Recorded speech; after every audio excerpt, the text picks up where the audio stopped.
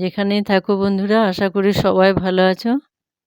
দেখো, সুপ্রভাত, শুভ সকাল বা গুড মর্নিং যাই বলি না কেন, যদি জোর করে একটু সকালে ঘুম থেকে ওঠা যায়, তাহলে এই প্রথম সকালটা দেখতে কিন্তু দারুণ লাগে।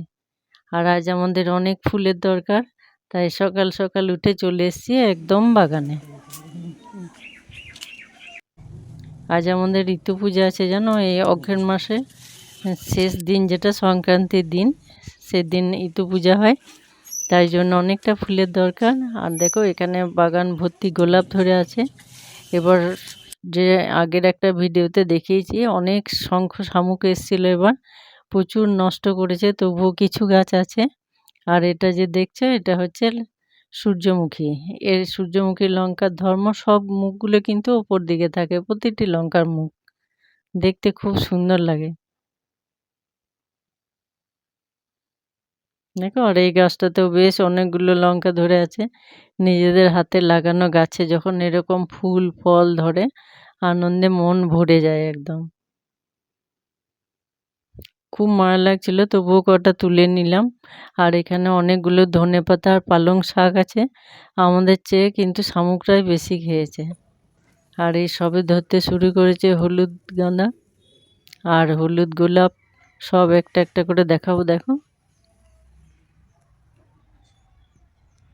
এখানকার মাটিটা প্রচণ্ড টান মাটি, এক দুদিন জল দিতে দেরি হলে গাছ একদম শুকনো হয়ে যায়।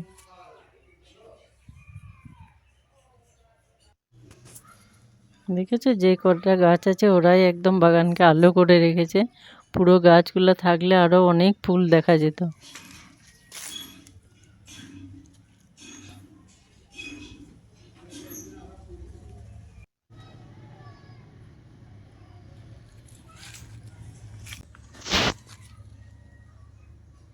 আজ এখানে খুব বেশিক্ষণ থাকবো না, বাড়িতে অনেক কাজ আছে, কিন্তু এখানে আসলেই দেরি হয়ে যায়। আর এগুলো রক্তগন্ধা, এগুলোতে সবে কুড়ি এসছে, কিন্তু অনেকটা দিন থাকে এরা।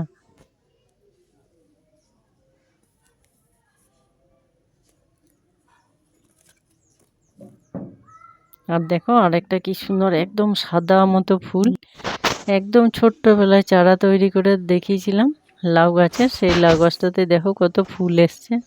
আর লাউ গাছের যখন ঠিক 3 থেকে 4 ফুট হবে লাউ বা কুমড়ো, তখন তাদের ডগাগুলো যদি ঠিক এক বিদ্যা মতো রেখে একটু করে কেটে দেওয়া হয় না, তাহলে একটা ফুলও মিস হয় না, প্রত্যেকটা ডগাতেই কিন্তু ফল ধরে। দেখো, এই জন্য টুকটুক করে ডগাগুলো একটু কেটে দিলাম, খুব মায়া লাগছিল তবুও কাটলাম। এরপর তাড়াতাড়ি বাড়ি ফিরে এসে দেখো, এখানে সব সবজি একদম কেটে ধুয়ে রেডি করে তারপর স্নান সেরে পুজোর জোগাড়টা করে নেবো। আজকে ঠাকুরমশাই আসবে একটু তাড়াতাড়ি, সব বাড়িতেই পুজো আছে।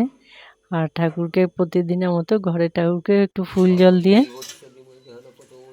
এই যে ইটু যে পুজোটা হয়, আগে আমি ভাবতাম যে এটা অনেক দিন পর্যন্ত লক্ষ্মী পুজো, কিন্তু এটা আসলে সূর্য পুজো হয়। আর এখানে আমের শাখা নয়, এখানে দেয়া থাকে ধানের শীষ। তারপর ঠাকুরমশাই পুজো করার পর মেয়েরা ফুল দিয়ে প্রণাম করে তারপর জল খায়। আর আজকে নিরামিষের পদ আছে এই। তারপর দুপুরে খাওয়া সেরে একটু বিউলির ডাল আর লঙ্কা আদা এগুলো বেটে নেবো। ইতু পুজোর দিন তো বাড়ি বাড়ি পিঠে হয়ই। দেখো, সারাদিনে একদম শশব্যস্ত ব্যাপার। আর এখন তো দিন খুব ছোট, মনে হয় যেন ঘড়ি তাড়াতাড়ি ছুটছে। এই ডাল চাল সব বেটে তারপর শুরু হবে সন্ধ্যাবেলায় পিঠে, তার আগে শুরু করা যাবে না। আর দেখো, এখানে সমস্ত জোগাড় নিয়ে নিয়েছি। আর এই ডালটা দিলে না, আর লঙ্কা আদা বাটাটা দিলে খুব সুন্দর একটা গন্ধ বেরোয়। আর এখানে দিয়ে দিলাম একটু ময়দা। এটা কেনা চালের গুঁড়ো, তাই জন্য একটু ভয় ভয় আছে, খুব তাওয়া থেকে প্রথম কয়েকটা উঠতে চায় না।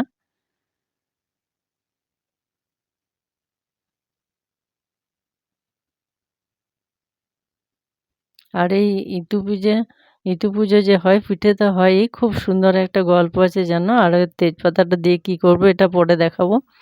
খুব সুন্দর একটা গল্প আছে যে খুব একজন গরিব ব্রাহ্মণ আর ব্রাহ্মণী, তাদের 2 মেয়ে। এরপর এই ইতু পিঠের দিনে তারা পিঠে করছে, মা অল্প চাল কোনো রকমে জোগাড় করেছে। এরপর একটা করে পিঠে বানাচ্ছে। আর রুমনু আর ঝুমনু 2 মেয়ে, এরপর ছোটবেলায় মা, বড় মা, ঠাকুমা এদের কাছে গল্পগুলো ওরা কিন্তু খুব সুন্দর করে বলতো। আর আমরা অবাক হয়ে শুনতাম। একটা করে যখন বানাতো, ছ্যাঁক করলে রুমনু খায়, ছুক করলে ঝুমনু খায়, এরকম করে সব পিঠে ২ বোন খেয়ে ফেলেছে। এরপর যখন লাস্টে ওর বাবা এসছে তখন দেখছে সব পিঠা শেষ। এরপর খুব রাগ হয়েছে মনে, মনে। তারপর বাবা ঠিক করলে যে মেয়েদেরকে বাড়িতে আর রাখবো না। তখন বললে, "চল তোদেরকে মামার বাড়ি থেকে ঘুরিয়ে নিয়ে আসি।" এরপর বলে জঙ্গলের পথে ২ মেয়েকে নিয়ে বাবা বেরিয়ে পড়েছে। এরপর হাঁটতে, হাঁটতে, হাঁটতে, হাঁটতে ক্লান্ত শরীর এবার তারা বসে পড়েছে। আর এদিকে গভীর জঙ্গল অন্ধকারও হয়ে গেছে। তখন বাবার কোলে ২ জন মিলে ঘুমিয়ে পড়েছে। আর বেশ কিছুটা রাত হতে একদম গভীর ঘুমে আচ্ছন্ন ওরা। তখন ওদের বাবা আস্তে, আস্তে কোল থেকে মাথাগুলো নামিয়ে চলে এসছে আর ওরা জঙ্গলের মধ্যেই পড়ে আছে। ভোরের আলো ফুটতেই ওদের ঘুম ভেঙেছে। তখন ছোটটা দিদিকে জাগাচ্ছে, "দিদি ওঠ, ওঠ, বাবা কই?" তখন উঠে দুজনেই হাউমাউ করে কাঁদছে। ছোটটা ছিল খুব বুদ্ধিমতী। সে তখন বলছে, "দিদি দেখ, বাবা মনে হয় আমাদের ছেড়ে চলে গেছে রে।" বড় দিদি বলছে, "না না, বাবাকে মনে হয় বাঘে খেয়েছে।" ছোট বলছে, "না, দেখ বাবা ঠিক আমাদেরকে রাগে ছেড়ে চলে গিয়েছে, আমরা অনেকগুলো পিঠে খেয়ে ফেলেছি না।" এরপর তারা বেশ কিছুক্ষণ এদিক ওদিক তাকিয়ে কাউকে না দেখতে পেয়ে আবার জঙ্গল থেকে এদিক ওদিক রাস্তা খুঁজে হাঁটতে শুরু করেছে। জঙ্গল থেকে বেরিয়ে দেখছে দূরের একটা বড় মতো পুকুর, সেখানে অনেক মেয়ে স্নান করছে। ওদেরকে জিজ্ঞেস করছে যে, "তোমরা কি করবে?" ওরা বলছে, "আজ ঋতু পুজোর দিন, আমরা ঋতু পুজো করবো, গল্পটা এর পরে বলবো, আজ এই পর্যন্ত।"